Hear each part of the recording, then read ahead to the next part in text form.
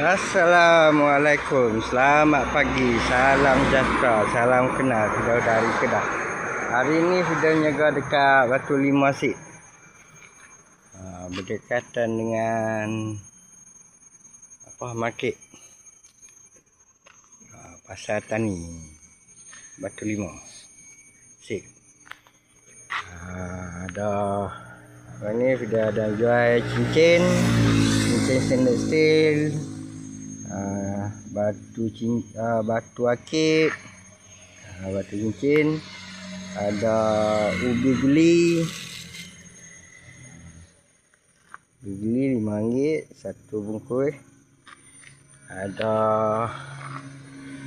jeruk petik, jeruk salak, jeruk kemir, ada kunyit hidup, ada ayak ubi geli, sebotol RM12, 1 liter. Lokasi dan juga hanya tepi jalan. Kalau lari Jenyang, jumpa BSP sebelah kanan.